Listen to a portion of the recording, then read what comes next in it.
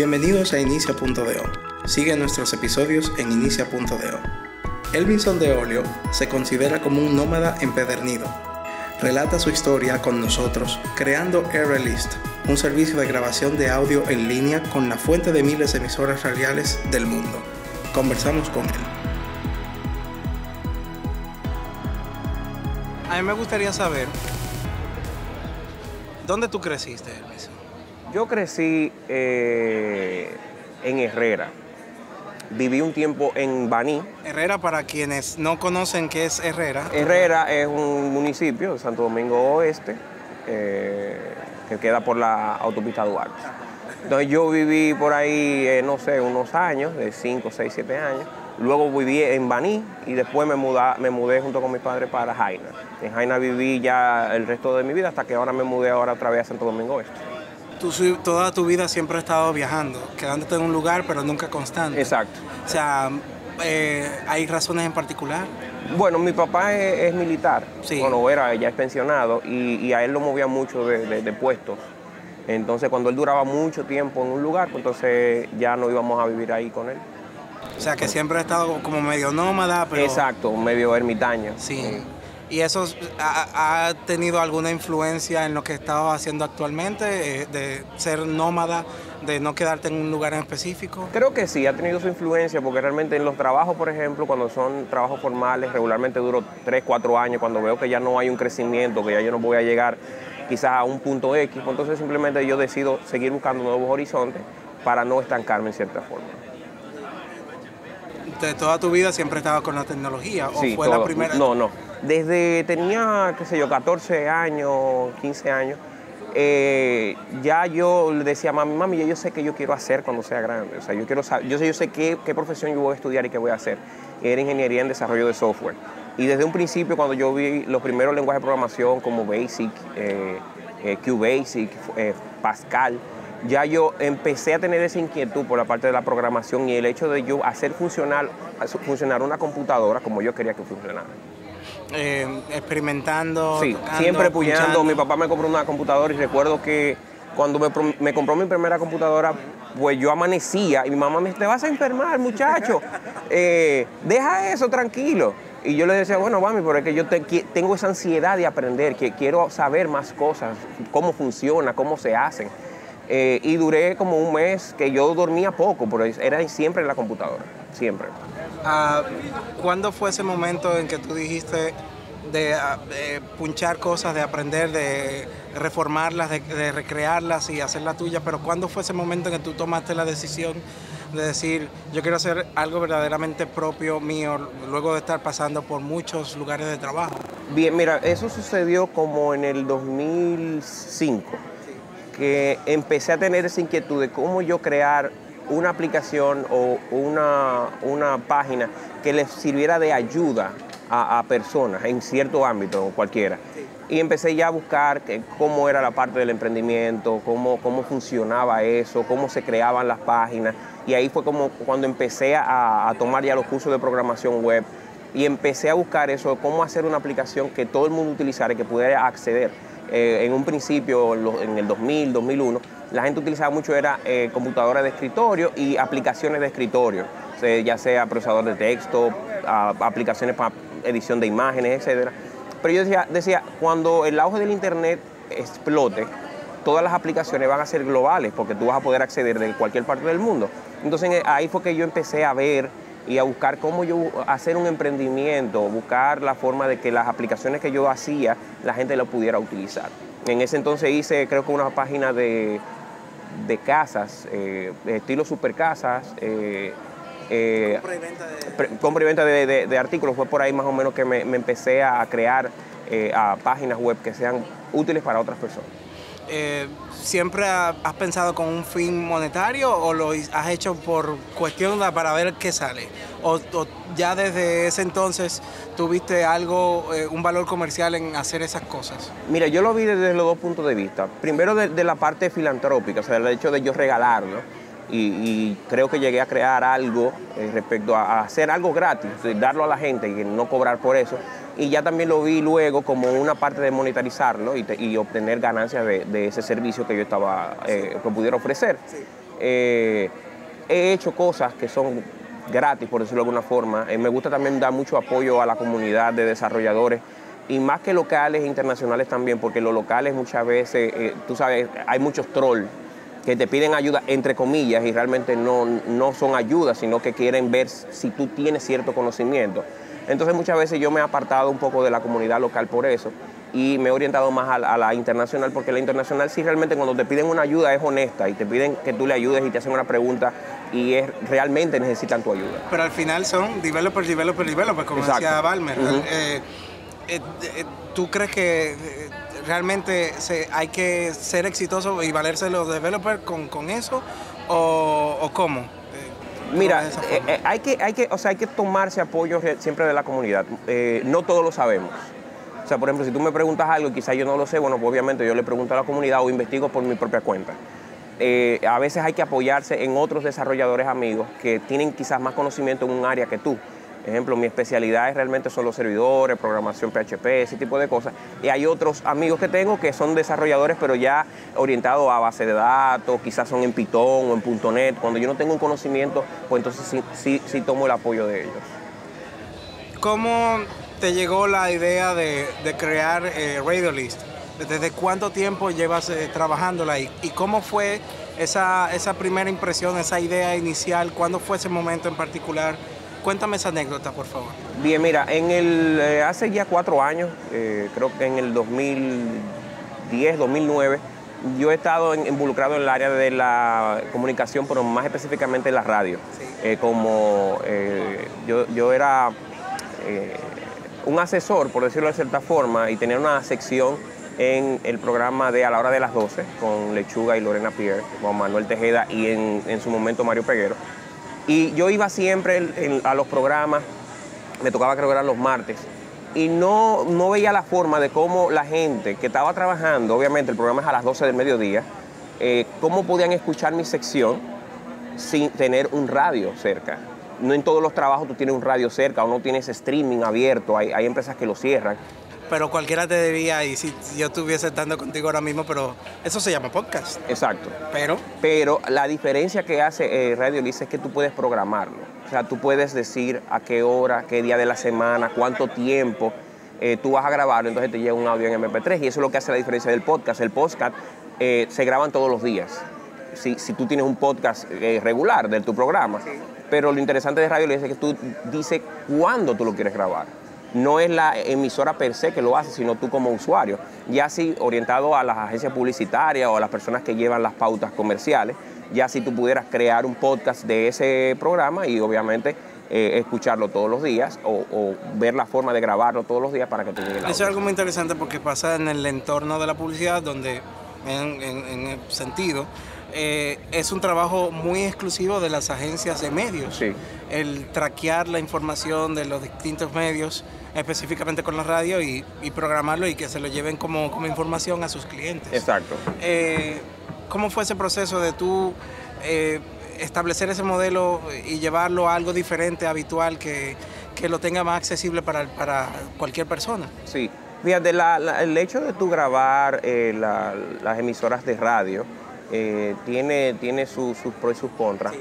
Pero evidentemente el hecho de tú poder entregarle en un precio muy, muy asequible, yo conozco de software que te cobran $200 semanales por tu grabar, y $200 semanales dominicanos serían como 8,000 y pico de pesos. Y algo bastante costoso para un país como el nuestro. Exacto, para un país como el nuestro. Sin embargo, con Release, quizás tú con $25 un mes completo tú lo grabas. Sí. Entonces, esa facilidad también, llevarla al público normal, porque yo quería también entregarle una aplicación, no tanto para las agencias publicitarias que pudieran grabar el programa, chequear las pautas si realmente se hicieron las menciones correspondientes de la publicidad, sino también al usuario que le interesa escuchar un programa X y no puede porque trabaja, porque está de viaje o porque simplemente ese día se le fue la luz y el inversor está dañado, idiosincrasias de aquí de este país que pueden suceder, pero que también es un usuario que quiere consumir ese audio y no en el horario habitual, sino en otro horario. ¿Cómo fue el proceso de crear Radiolist? ¿Cómo fue ese, como te dije al principio, se fijan, pan, como cuando ya Mira, tú tienes la idea, ¿cuánto tiempo te ha tomado ejecutarla? ¿Cómo fue ese proceso? Ok, mira, en ese año 2009, cuando yo estaba ahí y comencé a desarrollarla, yo me encontré con trabas al momento de hacer la conversión del audio. Sí. O sea, el audio salía ACC y obviamente en el servidor que yo lo tenía en el momento no soportaba, compilé paquetes específicos, hice modificaciones de script, busqué la forma de hacerlo y nunca di con la solución de resolver ese problema y por eso lo paré un tiempo. Eso fue en, creo, diciembre de 2009. Pero ya para enero, febrero del 2010, entonces yo encuentro una solución en un foro ruso donde decía cómo resolver ese dilema. Okay. Y entonces ahí yo dije, ok, déjame probarlo. Lo probé y funcionó. Eso fue una alegría enorme, pues yo dije, wow, por fin voy a dar a conocer este proyecto que realmente es muy interesante. Sí. Ya para abril, en Semana Santa de ese año, yo empecé a desarrollarlo. Y en un fin de semana yo creé el core completo. O sea, dígase Viernes Santo, sábado y domingo. O sea que en 72 horas tú lo estableciste todo. Terminé todo el core, toda la parte que maneja el audio, que lo convierte, que te lo envía por correo, te envía la notificación y todo eso, yo lo hice en un fin de semana. Obviamente dormí poco, por decirlo así, dormí que yo 3 horas, 4 horas, pero valió la pena, porque el lunes ya yo tenía todo funcionando y fue una alegría muy grande. Luego de ese proceso, pues entonces sí ya empecé a trabajar la parte gráfica, a buscar elementos de radio, empezar a escribir cómo funcionaba, cuál sería el objetivo de release, a qué mercado iba orientado, quiénes lo podían utilizar, los costos, empecé allá a determinar los costos y eso. Y ya para mayo de ese mismo año, 2010, pues entonces ya lancé el release, un poco, tú sabes, bajo perfil, porque quería primero tener los primeros clientes, ver cómo funcionaba, ver si era en cierto caso rentable y ese tipo de cosas. Pasa en la parte técnica, llevarlo al negocio, llevarlo potable, llevarlo al mercado en sentido general. ¿Cómo fue ese reto de masificar eso y moldear esa idea que tú la estableciste técnicamente y llevarla a que cualquiera la pueda entender a través de un modelo de negocio sostenible? ¿Cómo fue ese proceso de tú involucrarte con negocio, de la técnica al negocio? Exacto, fue difícil porque obviamente yo que vengo del mundo del desarrollo de aplicaciones y de software, es difícil tú poner la mente en la parte económica, porque realmente mi fuerte no es lo económico, sí. Mi fuerte es la parte del desarrollo. Entonces yo creé Radiolist solo, sin ningún tipo de apoyo de nadie, o sea, en cuanto ni a lo gráfico, o sea, yo mismo hice mis gráficos desde un principio, hice la parte del desarrollo, entonces pensar en la parte del modelo de negocio fue difícil, porque yo dije, ¿cómo puedo sacar los costos de yo tener un servidor X, convirtiendo los audios, mandando los correos, y cuánto me costaría, cuánto sería el beneficio para la empresa en dado momento,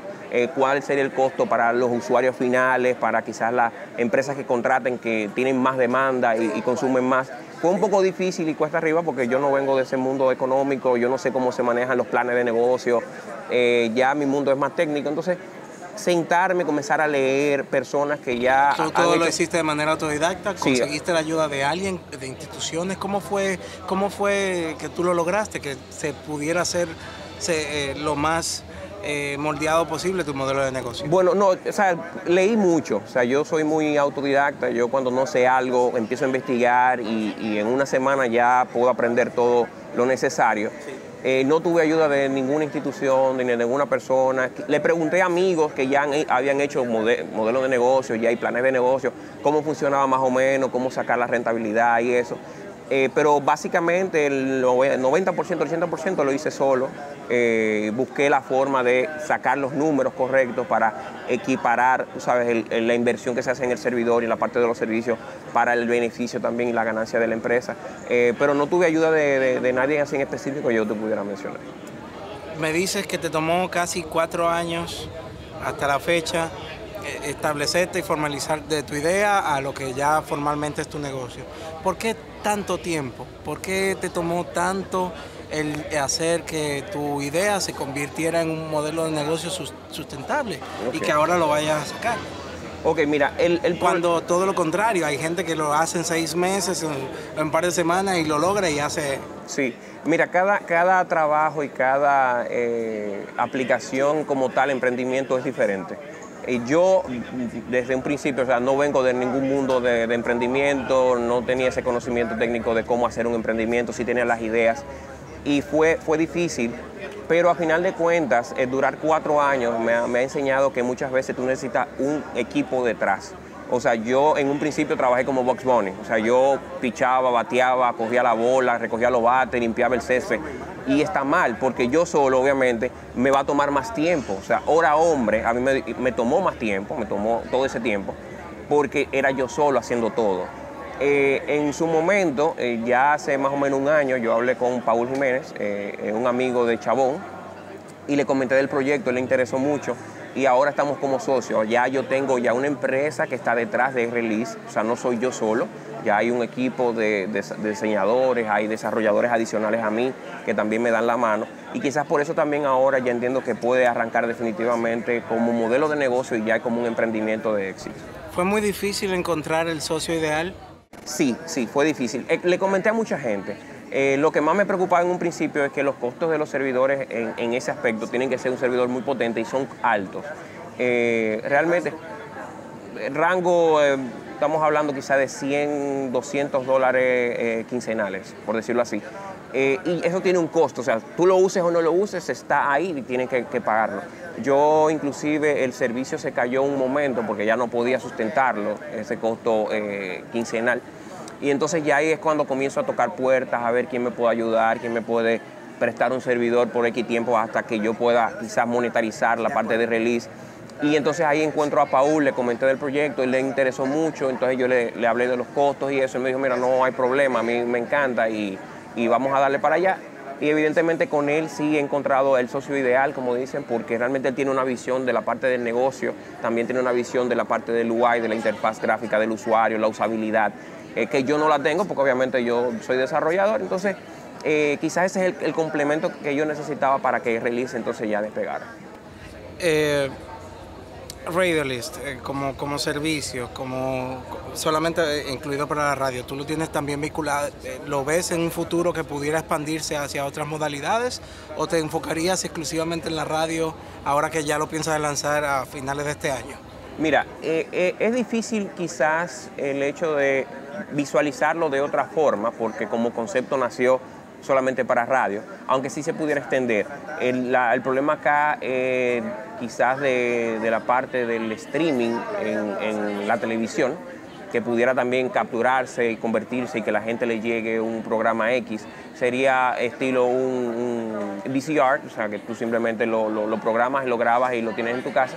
Entonces como ya las empresas locales ofrecen ese servicio, pero no ofrecen el servicio de la parte de radio, quizás ese es el fuerte de Radiolist, que el hecho de que las emisoras per se, muchas no pueden grabar o no graban, no tienen los equipos necesarios para grabar los audios, entonces ya enfocarme ya en la parte de radio y quizás la televisión dejarla quizás como en un futuro, tú sabes, poder tener la posibilidad de quizás de grabarlo y hacerlo igual que Release. La internacionalización de tu emprendimiento, ¿lo ves como algo que va dentro de tu camino por ahora o no sí, estás concentrado? No, definitivamente yo busco lo global. Yo veo República Dominicana como un laboratorio, como un camp test, donde tú puedes probar tecnologías, ver si gusta, y después entonces ya visualizar a otros países, en el caso de Estados Unidos, Europa y Asia, que son países que tienen también alto consumo en la parte de radio, y orientarlo hacia allá. Realmente aquí, como te digo, ya se ha vendido, ya ha funcionado, hay clientes de pago, y eso quiere decir que el modelo de negocio, la aplicación como tal, funciona y es útil para las empresas. Entonces, verlo desde el punto de vista internacional, en Estados Unidos hay miles de emisoras, en Europa también, en Asia también, y quizás tomar un poquito de cada mercado. Es lo que yo lo visualizo casi lo inmediato. O sea, te estoy hablando quizás para el año que viene, a febrero o abril, ya creo que estaría tirando hacia esos horizontes.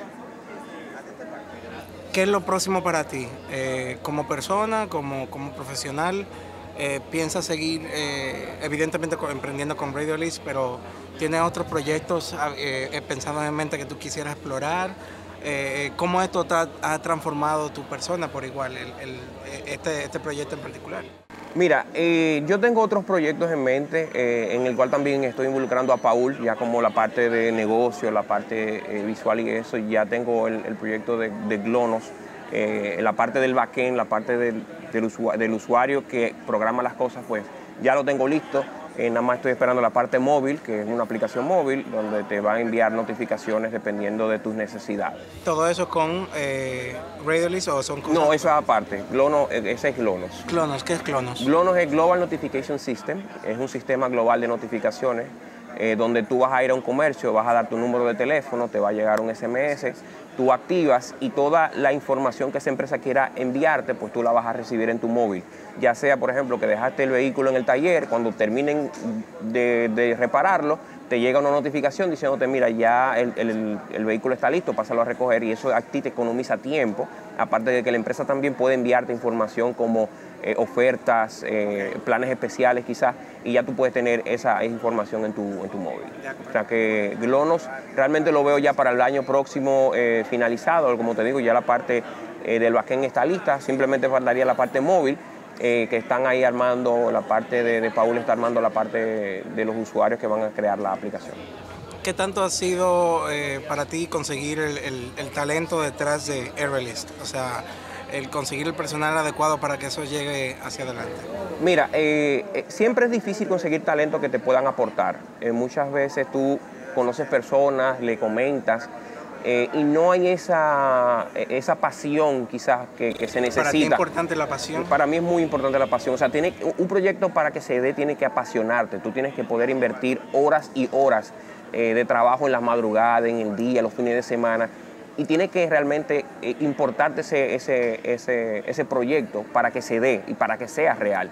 El problema está en que muchas veces tú consigues personas que tienen talento, pero no están apasionadas con el proyecto. Y aunque tienen talento, esa pasión que le hace falta es lo que se necesita para que el proyecto funcione y salga a camino. En un principio fue difícil, porque como te dije, en un principio era yo solo, pero luego ya el problema de encontrar talento adicional, ya Paula en esa parte me ayudó un poco de conseguir gente que pudiera interesarse, y ya la parte del desarrollo adicional a Release se pueden optimizar muchísimas cosas, pero como te digo, ahora mismo como funciona, yo quisiera dedicarle más horas, ahora estoy en otros proyectos, pero la idea es que en un año máximo a nivel internacional esté funcionando y que ya sea una empresa de emprendimiento reconocida a nivel mundial.